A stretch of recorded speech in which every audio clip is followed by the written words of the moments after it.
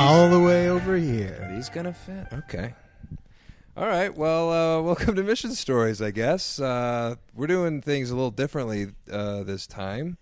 We're in the studios. The studios have been shifted around once again. We're doing things fast and casual. Fast and cash. And we're just sitting on couches, and it's 1:10 in the morning on a Friday, I guess Saturday morning now. It's a Saturday morning.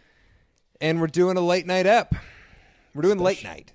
Late night, live with Conan O. Lyndon. Saturday morning. Was this a mistake? Most assuredly. Is this already a mistake? I should be in bed.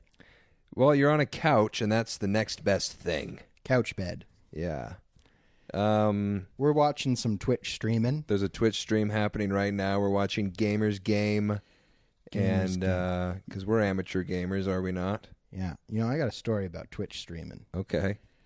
I was once accosted yesterday by my wife and mother who were shaming me. Oh, my gosh. For donating to Twitch streamers. You donate to Twitch streamers? I don't. But I was explaining to them how Twitch streamers make money. Mm-hmm. That it's like, oh, yeah, a lot of people donate to them. And they're like, oh, my gosh, how? They're like, why? How could you? I was like, I never have. I don't. And they're just like, it's disgusting. Why would you support them? And I'm like, I don't. Other people do. Other people give them money. Why do they act like you were doing it?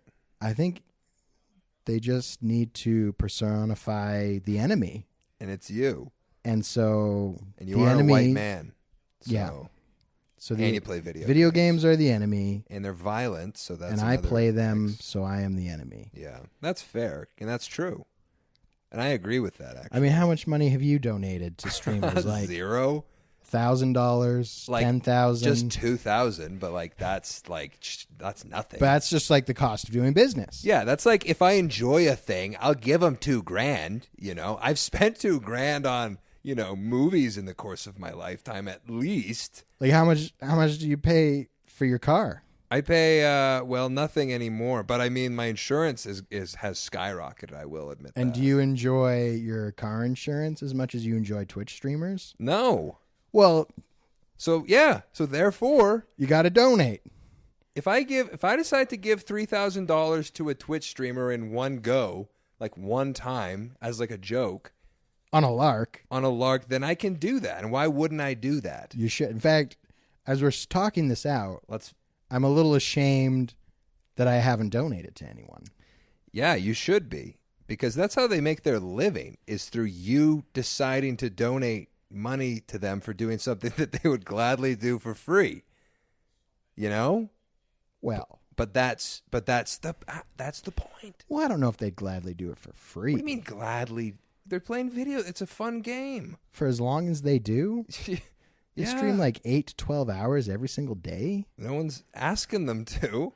They just do But they're asking us for money. Yeah. And I'm shame glad, on them. And I'm glad to oblige, because it's exactly what I want. Sometimes. Not all the time. Okay. I've never donated, to these things. And I was watching Dr. Disrespect, one of 3... Twitch streamers I follow, and he was talking about like, well, if you're a cheapskate and you just watch for free, and I was like, ooh, that stung, because that's me. I watch for free, but if they're offering it for free, why wouldn't I just take it for free? It's not for free. You got to watch an ad. That's true. Yeah, they're getting maybe he money. Doesn't see a cut of that ad money. He may not. But also, I think he does, because like it even says just Jeff Bezos gets a cut of that ad money. No, don't they say this ad supports blah, blah, blah? Yeah, it says it okay, yeah, stream. No one's watching for free here, doctor. Yeah, you're taking up my dumb time with your dumb ads with that Amazon Prime show. I forget what it's comment called. proved how he got his PhD in disrespect. Yeah, he's disrespectful. So anyway. 1 a.m. Twitch streaming. We were just sitting here. Theo left hours ago. Yeah, back to his family. And there's a reason, though, that Lyndon's not with his family right now. And what's that reason? Well, I mean, I could go home and go to sleep, Mm-hmm. but my lover's out of town. How could I sleep without her loving embrace? You couldn't. So I'd be at home awake.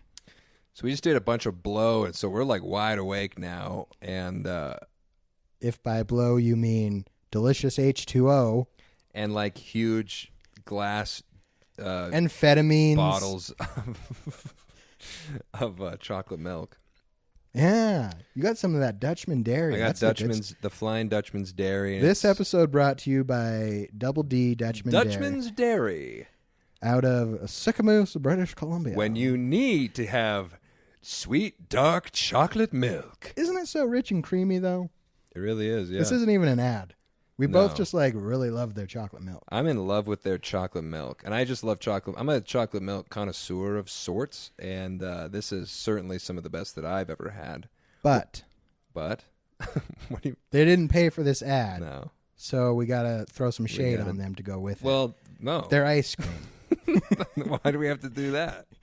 If they want us to give glowing reviews, they got to... They gotta friggin' That's going to pay. do... I'll do that for money. Their peach ice cream Not good. uses artificial peaches, like What? canned peaches. I was like, is this fresh? Canned isn't artificial. Well, here's the thing. I think it's like... Canned is just canned. I honestly, like, my close analysis of it was that they were like pieces of apple that were peach flavored. Are you kidding me? Yeah. And I was like, are these genuine BC peaches? And they're like, no, we just get like a flavor concentrate.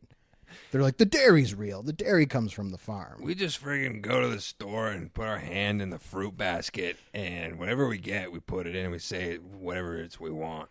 Yeah. They're monsters. So I'm like, you're not even using like fresh Okanagan peaches and cherries for your ice cream? Not They're even like, fresh. They're like, no. Okanagan peaches. So, So what are we even talking about them for then? because of their chocolate milk. Are we recording? We good. Okay. Gosh, last episode we had a lot of problems, didn't we? Yeah, a lot of technical difficulties on your precious pro Don't computer. say it. Don't you say it. Should have got an Acer. Oh. This episode brought to you by Acer laptops. They're the Acerists. You need an Acer in the hole? They got you covered. Ace. Acer. So anyway, that's our ad for Acer. They're a laptop company. I'm sure they're fine. They'll be all right. I have one. So we had some business we had to get to though. There's like a special reason why we are recording this. And do you remember what it is? I think we were planning to do one of our special list episodes. Yeah, well, we have to. It's not just a list episode. It's we gotta we gotta get to the bottom of a special question, and the question is, what are the 100 top 100 quotes? general authority quotes. General authority quotes. Um, Now, before we begin, should we set some ground rules for what is a general authority? yes. C.S. Lewis. First, yeah, included. That's Yes. a good question. Because a lot of general authority quotes are quotes of Oh, that's so interesting. C.S. Lewis. Yeah, so we could even like quote. Which I've always said. He's the shadow general authority. Has a general authority ever quoted Nietzsche? No. No. A sh- Nietzsche, no. I was about to say like assuredly no. Then I was like, I've been saying most assuredly a lot lately. Well, I haven't heard Like it. in the last half hour. You think I've said so? Most assuredly. It's also a little late and I'm getting a little zany. Yeah, we're a little zany here. This might have been. We had plans. We were like, maybe we should, I'll come back tomorrow. It's like, why? We're here now. We're talking now. And we're 9 minutes in. On this special 100th episode anniversary. Wait, how many episodes do we have? I think it's in the, I'd say it's in this, maybe coming up on 60 maybe. Did we do a special 50th episode? That sounds vaguely familiar. We did, but it was, And that was like 50 episodes ago. yeah, no, it was only after the fact did we realize, look at this guy's friggin' setup. He's got like a whole studio of different compute. Anyway, Yeah. So we got in commemoration of whatever number episode this is. Call it 100. We'll call it 100 episodes. We'll figure that out later, but for now it's we'll just call it 100. We know it probably isn't, but if it, whatever it happens to be, we'll just, it's like 100 episodes. And as to celebrate, we're going to, as we mentioned, top 100. The top 100 things that a general authority has said. Yeah. And so we're so what's his from name? memory. So rule number 1, C.S. Lewis has to be a general authority. Has to be included. And C.S. Lewis is included in that list. He's a general authority. And Nietzsche is not included. Not included. Who else is not included? Top 100 people. Not included. Not included. Hitler. Not Stalin. included. Not included. Mussolini. Mao. Osama bin Laden.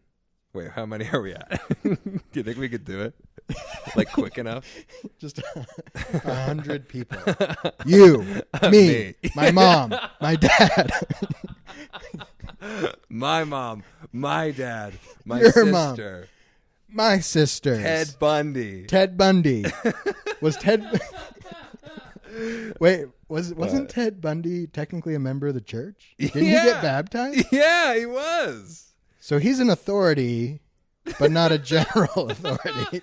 His authority is very specific to a subject we do not wish to discuss here. So let's just keep him off the list, shall we? But on this list of not general authorities, Ted Bundy, Jeffrey Dahmer, Charles Manson, Quentin Tarantino, John, was it Milius? John Milius. Milius. He's kind of a general authority. We may have to include him, actually. He says a lot of things that I think you could include.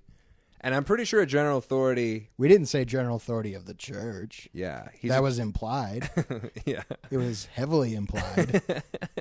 Yeah. And it's kind of the whole impetus for us, doing this. But we could change it midstream to, general authorities of their field, but then we'd have to include, Then we'd have to make it the top 1,000 list because that just opens the field up. So, okay, I think we've gotten to 50 people here. Let's see if we can crack out another 50 more.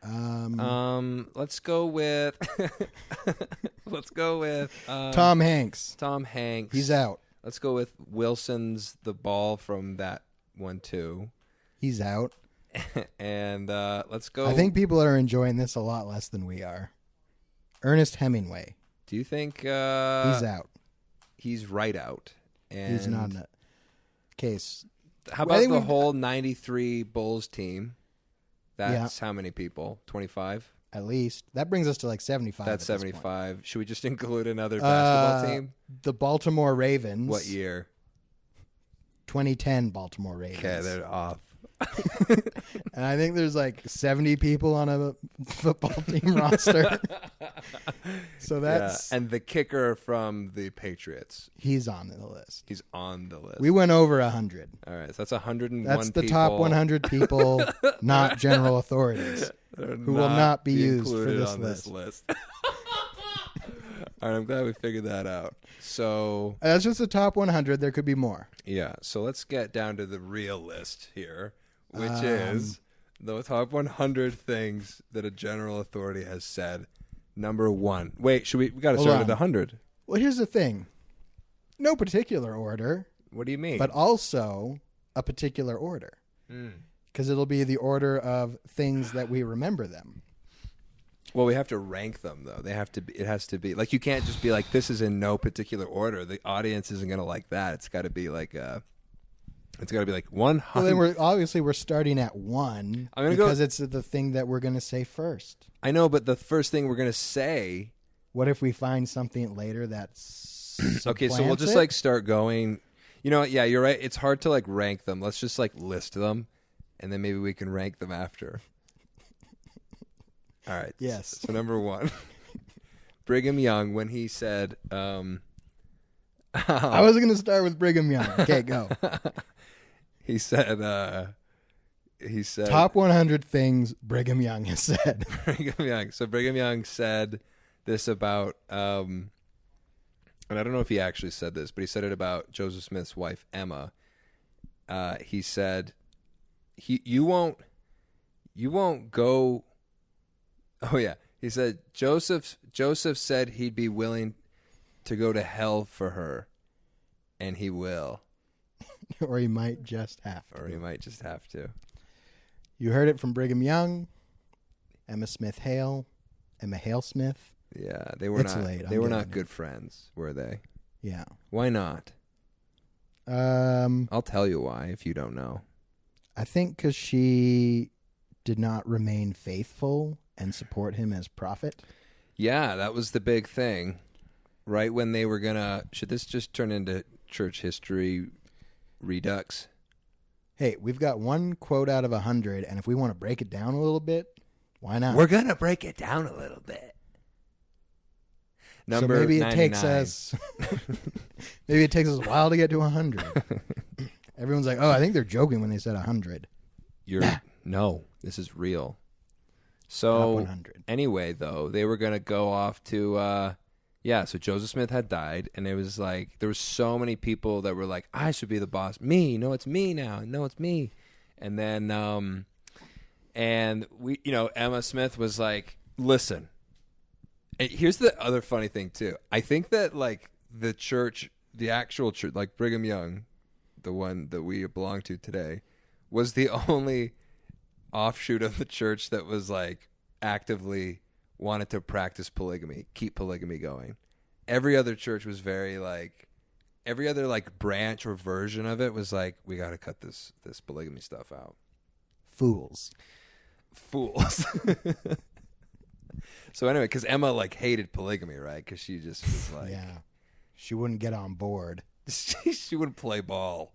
Yeah, and so she wanted her son Joseph Smith III, June, to be the prophet. And so there was a church that sort of sprouted out of that, and that church became actually the association with that church. And the official church was quite close throughout the years, I believe. Yeah, Joseph A. Smith kept in contact with them, I think. The old RLDS. Yeah. Currently Community of Christ. Community of Christ. They own. COC. We had to stay CQC. Nice because they own a lot of things that we want to buy off them. Yeah. They own a few properties that we're like, hey guys, that's a nice looking property you got there. You're leveraging your entire existence off the fact that we want to buy it off you. What's my fun fact about that? Oh, I started watching Waco on the Netflix. Oh yeah. And the first episode talks about Ruby Ridge, which was interesting because I learned about Ruby Ridge reading the book Educated, which I believe is by Tara Westover. She was a member of the Church of Jesus Christ of Latter-day Saints. Her family was, and they lived in Idaho around that area where that guy had a standoff with the feds. FBI. And they ended up shooting his wife. Oh, yeah. And she was Mormon? She was actually a member of the RLDS Church. Huh. We really got our roots deep in this North America, don't we? Oh, yeah. This promised land of ours. Yeah. This land of milk and honey. And that's Canada, the United States, and Mexico. We got some deep Mexico roots. Oh, yeah, that's true. There's Mitt Romney's Mexican. Yeah, all those Mexican Mormon colonies. Yeah. Isn't that polygamous colonies down there, too. Not to mention the entire Book of Mormon takes place in Baja California. That's which right. Is Mexico. And that has been verified. That is the official stance of this podcast. Yeah. We accept no other theories. No other, substitutes. Except occasionally. Yeah. Well, we're open-minded. We're not closed-minded. I'm not closed-minded about it, but if someone comes along with a better idea about it, then I'll the official stance is, of course, the Book of Mormon took place in Baja California. Yeah, that's obviously. Yeah, and anyone who understands geography knows that's just how it is. That's number 2 on our list, actually, of things a general authority has said. And I don't remember his name, and I don't know if he's a general authority, but he's a famous kind of in Alberta, southern Alberta. What's his name? Rosenthal? The guy. He teaches Sunday school in Waterton. He's not a general authority. What do you mean? He's just a guy? I think he's famous for he digitized the scriptures. Oh, computer's asleep. Well, I don't know if computer's asleep. it's still recording. We're not recording. Okay, we're fine. It's fine. Everything's fine. We've got a little bit of recording anxiety over here. Yeah, and it's okay though. We'll get through it. Yeah, Rosenthal. So he's just a guy. He's just like a random guy that. I mean, he's worked with the general authorities. I think he digitized the scriptures. Is that right? Yeah. He's like an old guy though.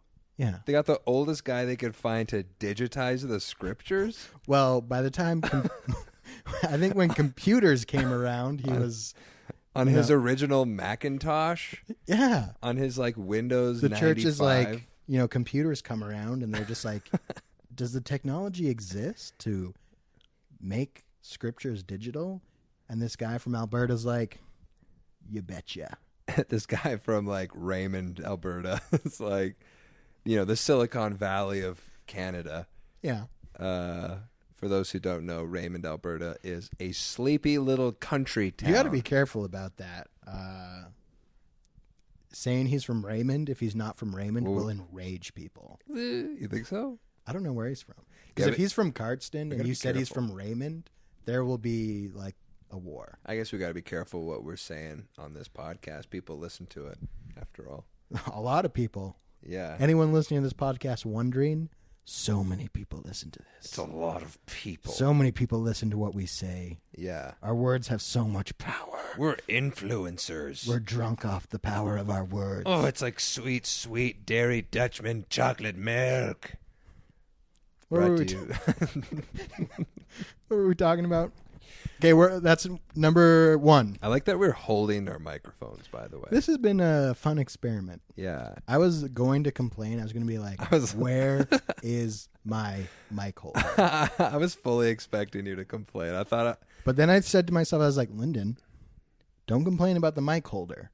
Be helpful and be like, Troy, where's the mic holders? I'll set it up for myself, even though you won't like how I set it up. No. And I wouldn't let you do it. And you'd have to do it yourself. Yeah. Because you don't trust my fumbling hands. Your fumbling blacksmith's hands. Just smashing through your precious equipment with my unbridled strength. Your unwieldy thumbs. I'm a very patient man, but my hands, they have no patience. They have no patience for it. And when things don't bend to my will, my hands bend them to your will. So that's why I never said anything about the mic stand. But are you happy that we kind of tried this Yeah, out? because we're doing it. We're playing it fast and cash. Yeah. Like we said, late We need night. a new stream on. This guy's like stopped streaming. Well, it's 1:30 in the morning. No one's going to be streaming. Well, this guy's streaming. This guy. This woman? Man? That's a man. That's a man. Okay. Confirmed it's a man. So we're... So that's 1 quote down. 1.5 if we include Baja, California. Yeah, Bob Rosenthal. What's his name? I don't... Brother. I'm going to go Bob.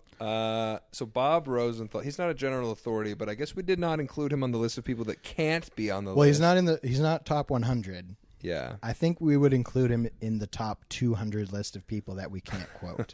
Okay, so he's not actually on this list of... And we didn't even quote him, we paraphrased him. We haven't even got through the rules. Does a paraphrase count? Listen, I think at this point, we're going to have to widen it to paraphrasing.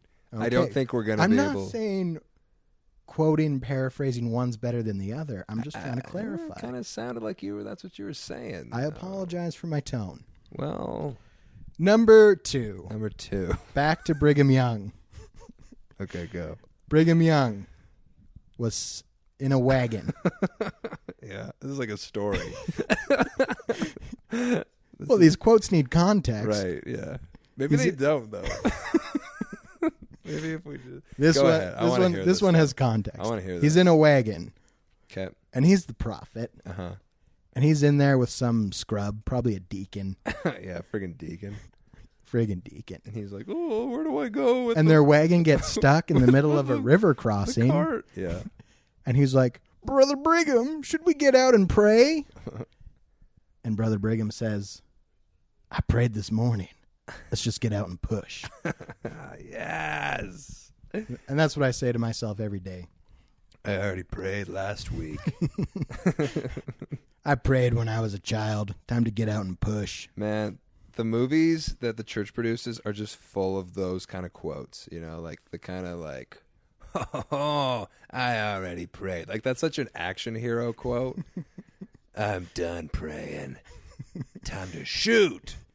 Say your prayers, 'cause I'm done praying. Boom, boom. Double barrel shotgun. Yeah. Couple dissenters get theirs, Yeah. I would love to see Just an action rips movie. his shirt, gets out, throws the ox aside, and puts himself under the yoke. Should we write a movie that's an action movie about Brigham Young? I think they already made one back in like the 50s or something. Well, I mean, he was like one of the main characters in that AMC drama, Hell on Wheels, So cool. filmed here in Calgary, Alberta. Yeah, we got to make. We're gonna make a movie about Brigham Young. It was, I don't know, it's like season 3 and like Brigham Young's like main cast. And he's like, cool. and he's like this BA, like, is he a protagonist or an antagonist? Who can tell? Is he good, guy? Is he Like bad any guy? good man of God, you can never tell which way he's driving the plot. You don't know if he's a good guy or a bad guy. You don't know if he's gonna sick bears on some children, Old Testament style, or if he's gonna, turn fish to bread. He's like, you want to build a railroad in my state? You better pay us some cash. You better pay your tithing. Pay your He's like- tithes, buddy. He like meets with the railroad company. And he's like, I'll have to baptize one of you for his collateral. Does he really say that? No, that's a quote from Vikings. Oh, okay. When the Vikings raid England and they're trying to negotiate with the English, Okay. the bishop's like whispers to the king. He's like, let me baptize one of them. He's like, in order to trust you, one of you will need to be baptized Christian. Mm. And did they do it? Yeah. And that's how Christmas came about. Mm-hmm.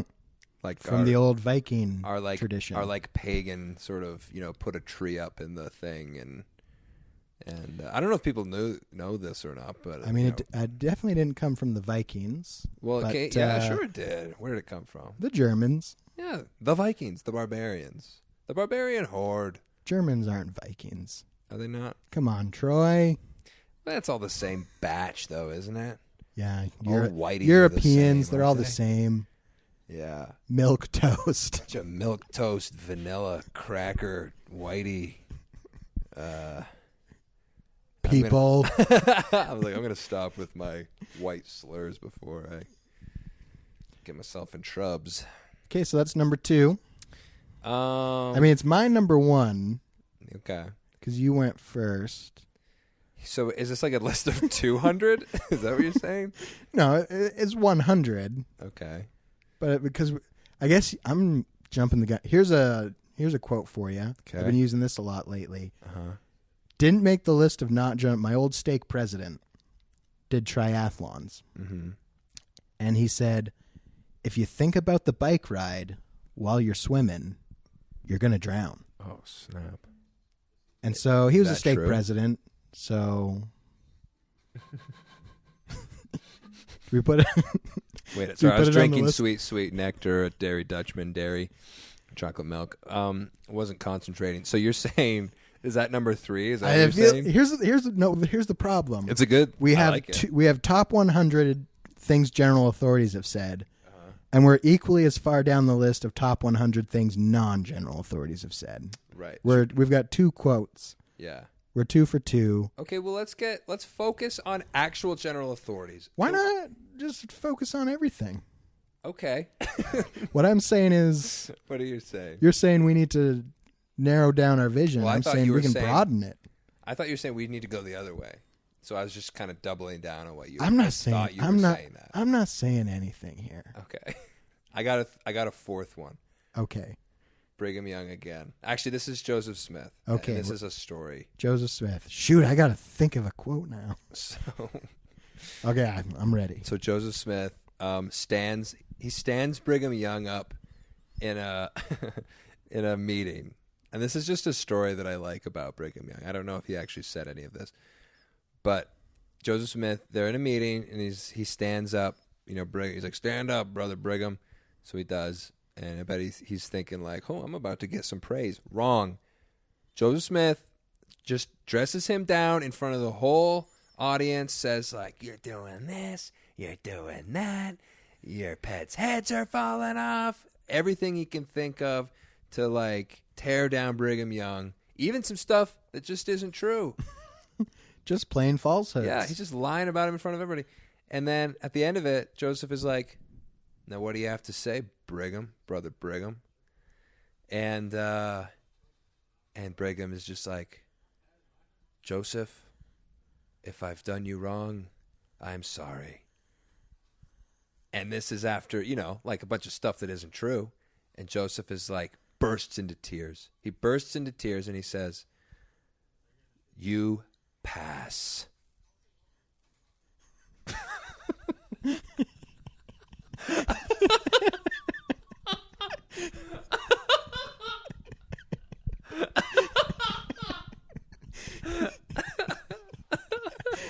So that's doing double duty. So that's like 10 stories. That's like 10 quotes right there, though.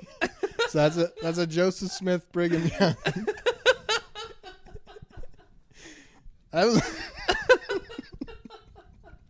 Okay, that's more Brigham Young. Yeah.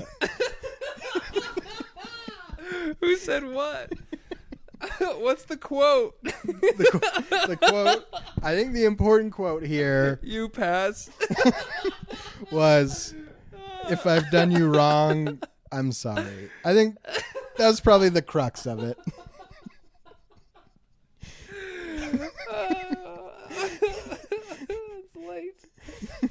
It's late. What did he pass? You passed. He was doing a He was doing a bit. He passed the bit. He's doing a joke. He passed the joke. Oh, the guy won. Hey, the guy we watching has just won. This guy on Twitch just won his game. Heck yes. We saw it live. Live, folks. Okay. You go now. I'm going to bring it modern now. Okay. How modern? President Nelson modern. Okay. P. Nels, as he's known by in some circles. Not this circle. We don't like that nickname for him. It sounds too much like something else. Yeah. So he's not known by that here. No. But he's known by that elsewhere. And I would ask you to not call him that. Yeah. And I'd ask you to call him by his real name. President Jared Russell Marcus A. Nelson. What is his middle name? Nelson?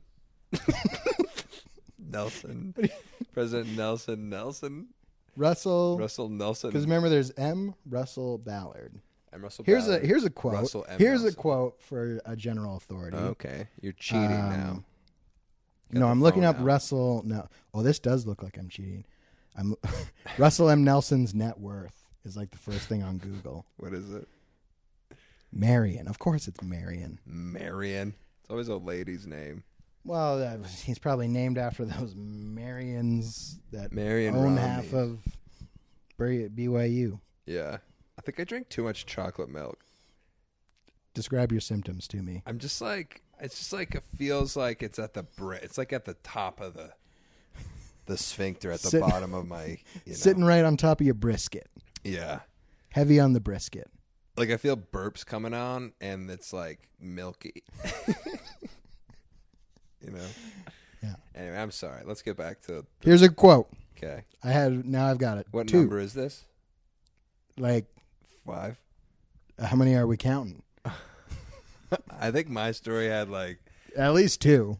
It was had like Joseph 5 Smith. quotes. It had Joseph Smith and Brigham Young in it. Yeah. That's 2 general authority characters. Let's call it 4. Yeah. Okay, so we're at like 7 now. This is number 8. We have 100. One time as a child, I was at a Raymond state conference. Okay. I don't know why we were there. I mean, M. Russell Ballard was speaking. Mm-hmm. I don't know if we went all the way to Raymond just because, he would have been an apostle, I'm sure. Mm-hmm. But he's like, the only thing I ask is that you don't confuse me with Russell M. Nelson. Russell M. Russell. It's like, what's going on? What is this? So that's a quote from him. And who is that again? Which one? That was M. Russell Ballard. M. Russell said. M. Russell Ballard said, "Please don't confuse me for Russell M. Nelson." Now here's the double one. Now I got one from Russell M. Nelson. Okay. Modern. The Lord loves effort. Okay. Your thoughts, please. Does the Lord love... How much effort? Is there a bare minimum, or is it... This is a good question. I need some more details about this. Does the Lord love the effort that Twitch streamers put in? I think he does.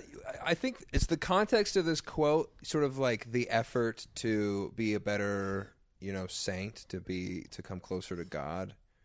Or is it just like a general thing where, and I mean, we're getting into life lesson territory here, but I mean, all of the things that you want, Lyndon, are on the other side of hard work and effort. So, and that's a quote from you, me, and someone. Some things are on the end of a lot of skill, and skills on the end of this little dangly rope called effort. Why is it dangly? It dangles. It dangles. It blows in the wind.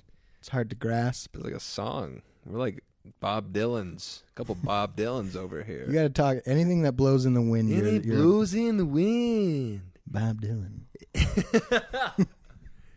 All right, so that's Bob Dylan's quote. Remember, the context was a little kid was like, "Is it hard being the prophet?" He's like, "It's so hard, but the Lord loves effort. It's like carrying a bag of bricks on my head every day." You ever heard of Sisyphus? Never mind. Forget it, kids. Anyway, yeah, it's hard. Next question. Does the Lord love effort? Yes. Next question. What's syphilis? Forget that. Never mind. The prophet misspoke. A prophet is only a prophet when he speaks as such. That's another prophet. That's Joseph a quote. Smith. Quote number 9. Okay. To follow that up. Mm-hmm. Ooh, I was going to say Wilford Woodruff. He's like the Wilf? Wilf. You mean? Yeah. A Wilford I'd like to friend?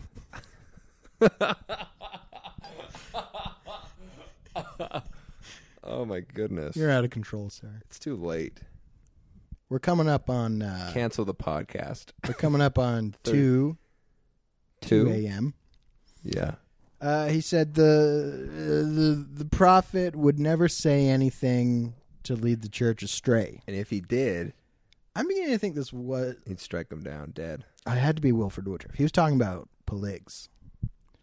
That's right. Because Wilford Woodruff and was this is in the he was in charge of dismantling polygamy. And people are like, "You're going to kill this church." Does the word manifesto have a bad sort of, stigma to it these days? Is it problematic now to call something a manifesto? You need to stop talking to intersectional feminists. Hey, I'll talk to as many of those as I wish. That's problematic. As I desire. There's a lot of deranged people with manifestos. Yeah. Karl Marx. Should we make a manifesto? Isn't every one of these podcasts like a manifesto? Yeah. A manifesto into our minds? That doesn't make sense. At the front of every episode, we should just write manifesto, and then like the name of the episode. This is our 100th manifesto special. What are we? Top 5 manifestos. Go. What are the top 5? Top 5. No, we can't. Well, I guess Communist Manifesto. It's on the manifesto, list. The manifesto that got rid of polygamy. Which other one? Ooh, the guy that did the salamander letters, he wrote a manifesto. The guy who did the not Son of Sam. Was it Son of Sam? No, it was the Unabomber. He wrote a manifesto. Yeah, apparently his manifesto is kind of like thoughtful and well written, and like had a lot of like good points or something. Right. But Jasmine we would be remiss. Jasmine would tear me a new one if we didn't include his manifesto. yeah, so She read it and she was convinced. yeah, She was like, we're moving into the woods. but also it's And we're like, blowing up government buildings. yeah, because it's a lot of like we need to stop ruining the earth or something, right? That was part of it. Hold on, don't say anything yet. Okay. Yeah, looks like okay. We're still recording. Okay. Got scared for a second there. Yeah. Lost some good manifesto stuff. If we had, had a That's problem. 4. Yeah. I said top 5. Is One of what about Abraham Lincoln? Did he have any? I want him to have had one. a manifesto. Manifesto. How do we define manifesto? I think Oh, it's that's got an to be called a interesting. I'm like manifesto. talking It's into the like bottle, and it sounds like I'm like in a bottle. Help, I'm in a bottle. Get me out. Okay, manifestos. Go. We have to do 5. Okay, I don't know of another one though. That's all the ones I know. Hold on. I feel like Mao, another communist guy, had a manifesto. We need like a good manifesto though. We're on number 5. The last one. I know. I don't want it to be a bad one though. I don't want like all the greatest manifestos are like serial killers and Wilford polygamists. Woodruff. Wilford Woodruff. Okay. You know what? Back to the quotes. All right. So, Write in everyone with what's your best manifesto? best manifesto to fill that 5th spot. Whichever gets the most write-ins will fill the 5th spot. Okay. We're going to leave this up to the listeners. All right. Dude, we have, I don't know how long you want to go here, but we're like 42 minutes into an episode here. And I think we've got at least 42 quotes. We've got like, how many do we have? Like 9. I think we're on 10. So we have 90 left to go. Okay. This could be a multi-episode thing, though. Right. So I just did Wilford Woodruff. You're up next. Okay, so the next one is going to be from Bruce R. McConkie, and it's when he said, what did he say? What can I say that he said? The best quote that he said. You know, I like his talks. I can't think of any like, okay, so there was. So you just picked Bruce R. McConkie, and you can't think of a single thing he ever said. I can think of one glaring thing he said, and I don't want to say it. Because it's not in the top 10. It's in like the top, It's like the bottom of don't say those things ever. He was a bit of a, he had some ideas, and then he changed those ideas, and Well, here's a anyway. quote from Bruce R. McConkie. But wait, I have one. He said, hey, we didn't have the full knowledge Yeah, of things. and now we do. And now we have it. Yeah. And that's how it is now that it's been revealed. Full context for people, historically speaking, Bruce R. McConkie had some ideas about black folks and how they were, in the pre-Earth life, they were fence sitters, is his term. And so obviously this is a very racist thing to say about an entire group of people. But I don't know. I think he was I don't know what he was thinking, but like when He wrote it down. He wrote it down in a book called Mormon Doctrine. And It's then, in my car right now. Is it the edition with that in it? Oh, you can't find those anymore. Oh, those are banned. Those are collector's edition. So anyway, when all people of all races and ethnicities were allowed to get the priesthood, that's when he sort of backpedaled on that statement, and he's like, I'm just kidding. There's no scriptural basis for it whatsoever. I was just sort of talking out of my hat, and I'm sorry. And then they redacted it from all of his books and everything. So that's number 10. Rapid fire. Bruce R. McConkie also said, polygamy's coming back in the millennium. Did he say that? It's in Mormon Doctrine. That book is full of things, isn't it? It's not. It's mostly full of sound Mormon doctrine. On and a handful of really questionable things. well, all of the like main. So stuff everyone is just cool. talks about it. It's a big book. It's a great big book. It's like 99% good I had and 1% wild. one of my mission presidents would like they wouldn't really read the scriptures. They would read like Mormon doctrine. Like that's like what they would read at night.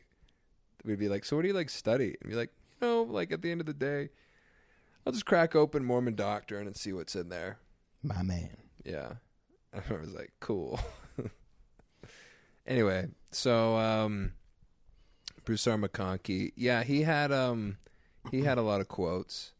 I can't think of any of them. Oh, the thing that I like, the good thing I like that he said something about like how tuning into the spirit is like tuning a radio, and you have to get on the right frequency. And then like typical Bruce fashion, he takes it to like the next level, and he's like, if you were to get on the right frequency, you could hear like the words of God, literally.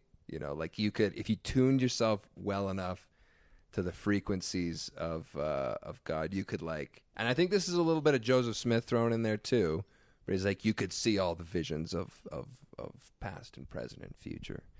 So that's like a paraphrasing of Bruce Which R. we McConkie, allow. Which we allow. It's in the rules. Okay. So While number we're on the 12. the Bruce track, Yeah. he also said, Uh-huh. and I quote, Yes. and I paraphrase, Yeah. when finding a spouse, Mm-hmm. don't pray to God to ask if this is the person to be your spouse. Pray to God to tell him this is your decision. And that's it. I did a hand gesture. Yeah. And you kind of dropped the mic there too. Well, I kept it in my hand. But I wouldn't drop your mic. I appreciate it. Let's move away from Bruce to someone a little more recent, maybe. Well, here, might as well move right on to I know more about like older dudes actually, like the OGs. yeah, like Joseph Smith. I know a lot of Joseph Smith. Do you know Truman G. Madsen? I know, who Truman G. Madsen is. He did. I know you do a great voice impression of him. And he went to the grove, and when he was there, he prayed. That's exactly what he sounds like, dude.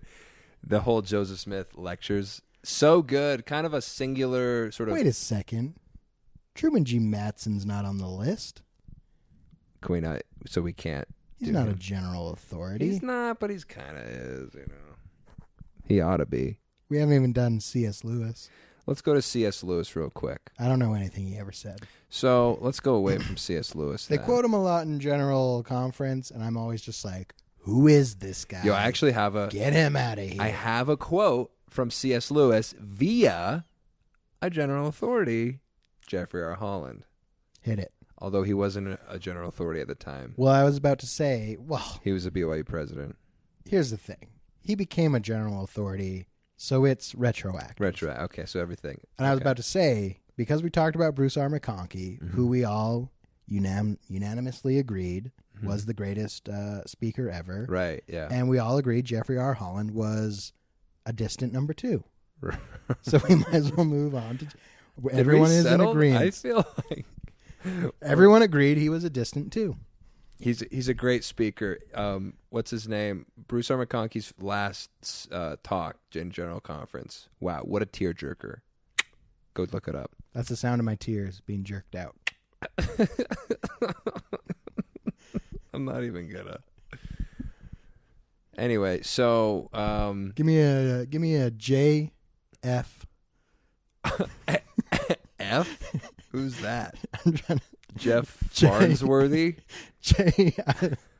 For some reason, I'm like, his name is Je. Middle name Free. Give me a JFR Hall. Hollands. So he it's said- 2 a.m. now, Yeah, so we're- forgive us. All right. So this is Jeffrey what he R. said. Holland once said. Let me say that. Let me say it. Jeffrey R. Holland, All right. So when he was BYU president, So this is what he said. he once said. This is what he said. He said. He said, "Just do it one more time, and I'll just start talking then." Jeffrey R. Holland once said.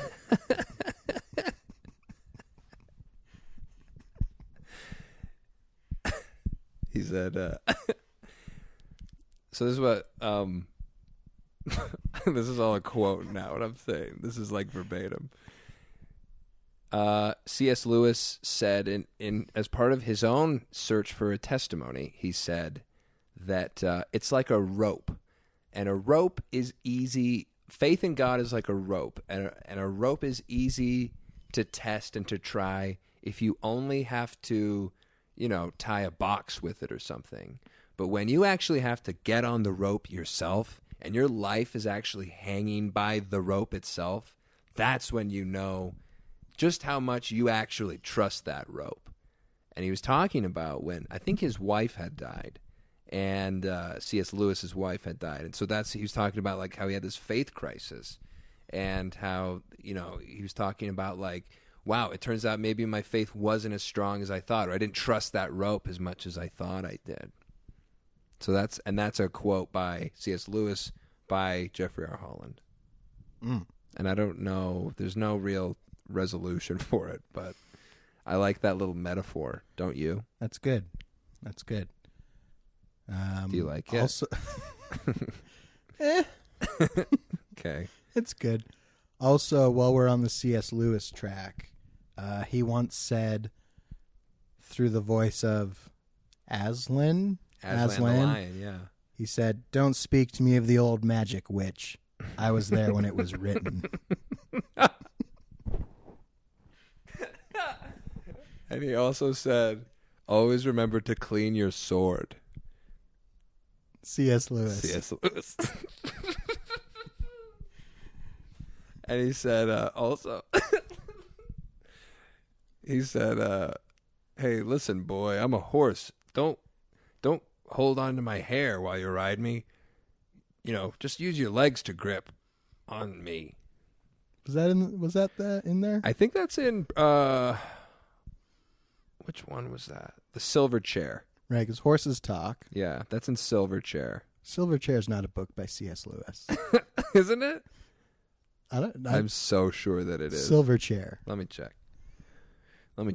We've got The Lion, the Witch, and the Wardrobe, which, as we've already predetermined, C.S. Lewis, a general authority. These are all scripture. Yep. Prince Caspian, and those are... And that's it. Except, aren't there like 10 books in that series? Yeah, there are. There's a bunch. 10 books of scripture. Yeah, and it's all scripture. So, C.S. Lewis books. Oh, that's not... Wait, how many... Is that basically the only books he wrote? Books Narnia. Here we go. Oh, yeah, there you go. You're going to get all his theological works. Okay, let's go. Also scripture. Here. Chronicles of Narnia. So, Chronicles of Narnia. Nice. Yeah, the Silver Chair, bro. The Silver Chair. I was friggin' right. You know, I just wanted to call you out on something so you could have a win. Yeah, I was so right. And I read that, and there was like a horse in it, and I remember like the horse was like, "Hey, don't pull on my mane, dude. That like hurts. Just like grip me tight with your legs." It's like, yeah, use your hip adductors. And I remember, I think it stuck with me because I was like trying to imagine exactly what that would even be like, and it seemed difficult, Like if a horse talked to you. Not that necessarily. I could wrap my head around that. It's just like, how could I like riding a horse bareback? Yeah, like how do I hang on with my legs? Like, don't they have big bellies that kind of like for you to wrap around? Isn't that why cowboys have that little bow-legged walk? Yeah, because they're so used to holding on to talking horses. What happened to our streamer here? They're just like frozen here. Yeah. Anyway, he won his game and then he quit. So, what else did Jeffrey R. Holland say? I actually do have one. There's a talk that he gave. I just realized I'm pointing at you with the mic while trying to talk to you. You can't do that. Hit us with that. Oh, and now I'm back. Yeah, I got a mic too, by the way. You don't have to lend me yours. Unless we wanted to do like a surround sound thing where I like had two of them and I was like going back and forth like this. It's kind of a weird. Anyway, so it's an interesting optic.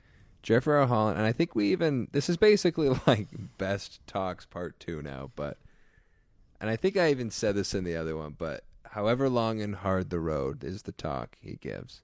And Jeffrey R. Holland is quoting the Prime Minister of the UK. Boris Johnson. No, during World War II, which was Winston Churchill. And Top 10 Winston Churchill quotes. Top 10 United Kingdom Prime Ministers. Winston Churchill.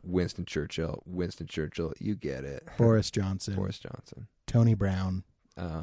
Tony Hale. No. Tony Snell. What's the guy's name? Winston Brown. Alexander Mackenzie. That was Canadian Prime Minister. So anyway, the thing that he says is Winston Churchill. Winston Churchill is he's talking to Parliament and he's talking about World War II. The specter of Nazi infamy is looming on the horizon, and so this is what sort of a call to action for the nation of England and the UK, and he says we will fight on the. I swear I already did this bit already, but we will fight on the beaches. We will fight in the air. We will fight in the streets.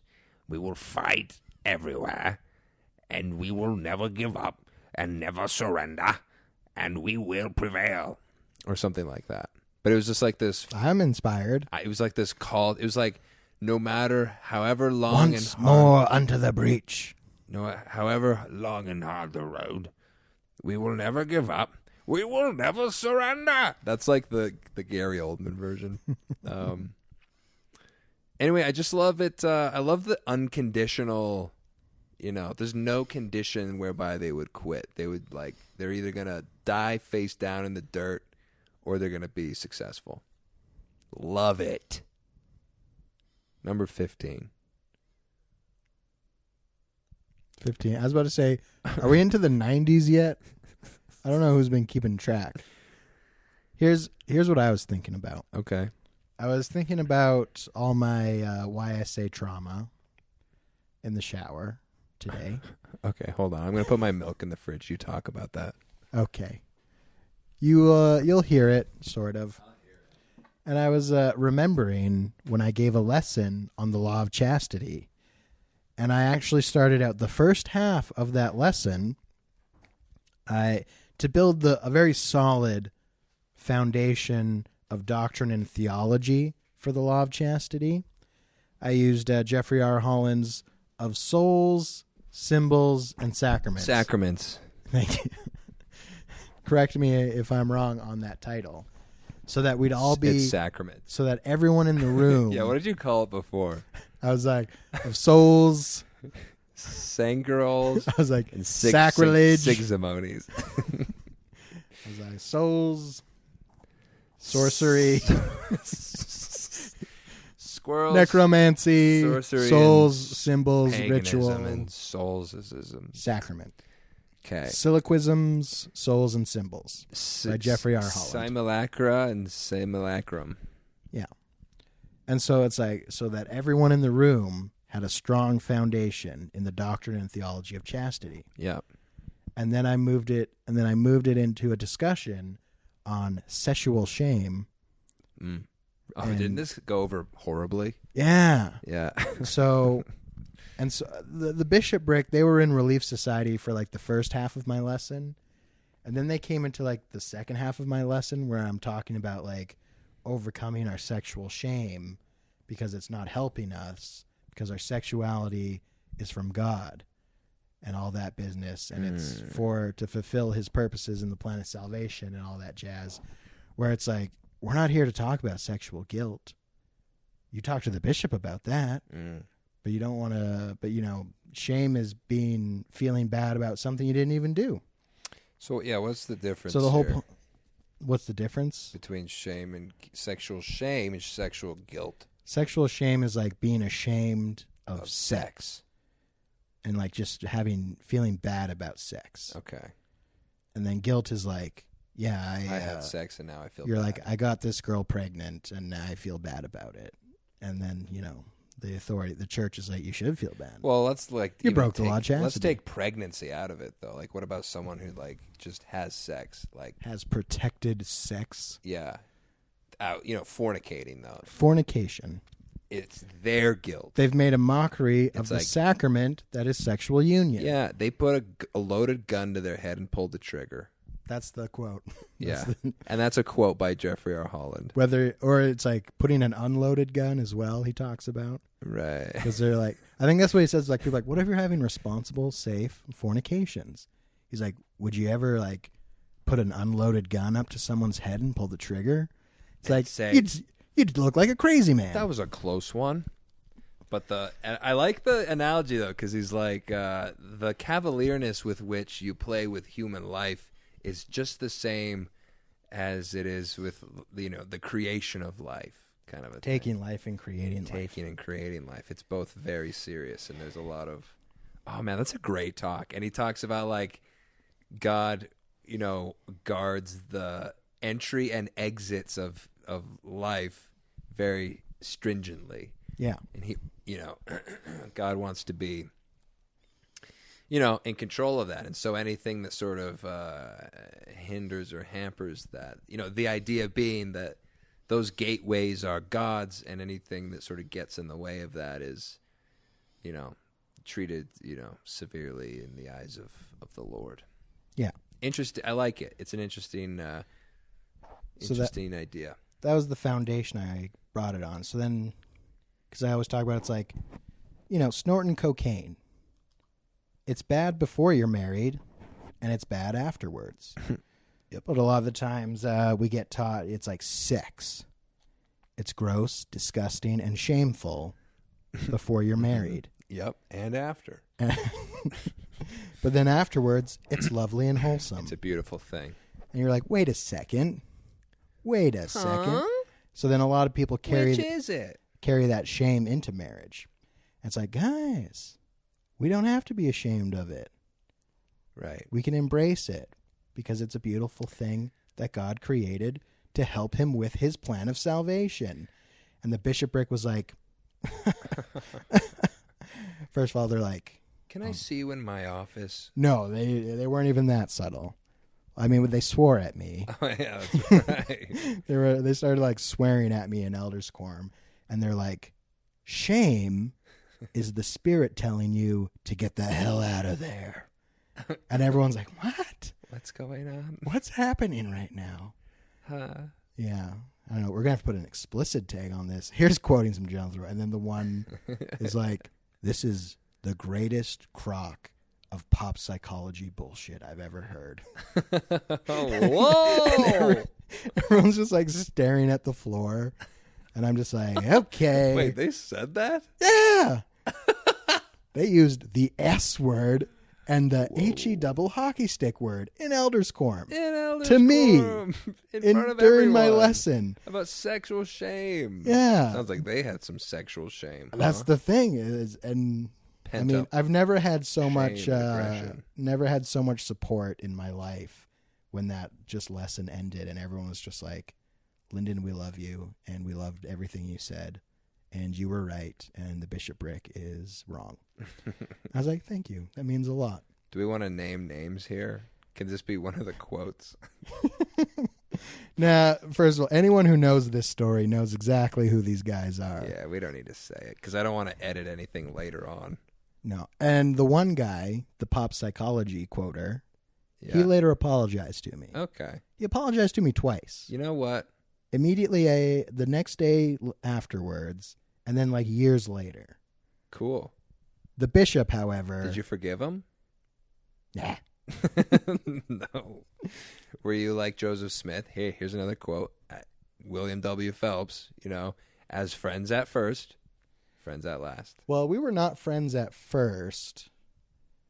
So we were not friends at last. Nice quote, though. Thank you. Number 21. 77 at least. 22. 21 or 22. But yeah, the bishop. Here's former guest Josh Langstaff. Yeah. He's been on the podcast. Yes, he has. He went on, I don't know what, a church strike, because he's like, I'm not going back to church until the bishop apologizes to Lyndon. And I was like, Josh, you don't have to do that. Josh, that will accomplish literally nothing. I was like, he's never going to apologize to me. I really think you should go back to church. Don't use me as an excuse for your inactivity. Please tell me. We're recording. We're still good. Okay. So yeah, he's true and faithful. So yeah, Bishop never apologized to me. What would he apologize for? He thought he was right. He just kept telling stories from the Old Testament. And we all know that that's sort of the main place we should take. And we know it's the most relatable. Sexual advice from. Yeah. So it was all. Yeah. So yeah, I was thinking about that Jeffrey R. And it's like, if only they were there at the beginning and they were on the same page as me. They're on the same page as all of us. Even the bishop's executive secretary, the bishop's own little lapdog, he texted me afterwards. He's like, Lyndon, everyone in that room knew exactly what you were talking about. I'm so curious who this lapdog was. Oh, you know him. Can't name. Oh, man. All right, we're getting into We used to trouble get so cavalier. We just name names. here. Yeah. I'll give you a hint. Okay. He ended up marrying a girl I used to love. Okay. I can see why you would call him a lapdog then. If he were to hear this, does he listen to this? Maybe. Likely? They listen, don't they? I would, I hope they do. I think they do. What is it, an insult to call someone if you're the executive secretary, to call them the bishop's lapdog? Yeah. Well, I'm sorry for all the executive He's such secretaries. a nice guy, though. Yeah, he's a nice he'd guy. Be like, haha, that was a good joke. He'd laugh at it and be like, "Oh, Lyndon's so funny." Yeah, he would. What a nice guy. He is a nice guy. Anyway, so anyone have any fireable offenses we can bring up on the show? Troy loves to practice his editing skills. That's a little inside joke for 4 people. Yeah. Maybe we talked about something we shouldn't have. Well, it's an inside joke for all the people that heard the unedited version. Yeah. They're like, I think I know what they're talking about. Maybe we brought up someone by name, first and last name, And their social insurance number. yeah, and where they live and who they work for and the sort of shady practices they. We got to stop. Which We gotta I stop. thought they had repented of this behavior, and it was just all a good laugh. Are we being vague enough right now? Sure. I think so. Because, you can't go back now to that episode and find it because I edited it out. Yeah. Only if you heard it initially. So only the truest and most faithful Yeah. will have heard it. If you go back and try to find it, you'll find no record of this person even being talked about. But then they'll write in about it on an email, and we're forced to read everything from emails. Yeah, a producer puts a gun to our head. And, We're like, Alex, no. Alex, please. And he's like, everyone's happy. Read, Smiles. read what they said. Yeah, And we will. and we do. Let's see if we have any emails, actually. While we're on it. It's 2:20 in the morning. Yeah. I'm kind of done with these quotes. I'm a little tuckered. Yeah, I think we've taken the premise. We've taken it past an hour. Now we're in 8 minutes. Let's just. I really thought we were going to get all 100 done in an hour. You know what? No. I don't know why we only got to 80. We didn't get to 80, Lyndon. I don't know. You keep on trying to inflate these numbers. Each time I say it, it just goes up more. You're like, at least we got to 90, so that's pretty good. 77's not bad. 77's a good number. It's a lucky number. Looks like we have no emails. So there we Wah, go. wah, wah. From real people. Oh, I will. So we got Ooh, did we get some spam? Yeah, we got one from an Instagram account, and they were like, "Hey, so we want to we want to feature you on our thing, and you'll get some followers from it." And out of curiosity, I was like, "What's the details?" And then they sent me this rote email that was like, "So it's gonna be $180 for 3 pictures, and blah blah blah." So it's basically a little scam. So when did the check arrive? You paid them, right? I did not pay them a dime. Oh. Not a single dime. Well, what's their Instagram account? Scam 101? Scam. Get more followers. No, I don't even want to say their name, lest we... Well, I'm just saying, is it a real account N Deluxe with like 1 million followers? I checked it out. It was... they have a lot of followers, and... it's all the people that got scammed and they're too ashamed to unfollow. I don't know. Yeah, I have a feeling it's like not... they hold them hostage or something. I think they're gaming the system in some way, like... Russian bots. Yeah, because, I mean, all you have to do is create a bunch of accounts and then get them to... Should we do this? Yeah, let's do it. I was about to just name names again. I was like, where's Joel? Remember when Joel wanted to start a business with Russian bots to game social media? Hey. He's like, I've got 10,000 Russian cell phones ready to go. He messages me about gold every day, so that's good. I hope you respond every single day. Sometimes I do, sometimes I don't. Sometimes he has like nuggets of, excuse my pun, gold of like cool information though, and he'll you know, and I'll want to engage with him and be like, oh, interesting. Like if he talks about video games, I usually like talk to him back, or about his YouTube channels. He has so many. Remember when we did an ad for some guy's YouTube channel? Yeah. That was awesome. It was like Luigi 67 or something. It was like the most unwieldy name, just this big mouthful of letters and numbers that, like, how could you, like, it would never stick in your mind. You'd never remember Super Luigi 610 underscore. This is for you. 9. It was like smiley face. It was the most like anti-ad for thing. It was so bad. So, Lyndon, I don't know. I think we got a quarter. I'd say we got 25 good quotes in there. Here's the thing. We set out with a goal. Yeah. You might even say we set out with a mission. Yeah. To do the top 100 general authority quotes of all time. And here's the thing, Troy. Mm-hmm. We didn't get 100. No. But we got the top 100%. And I'm going to say, mission accomplished. Bye.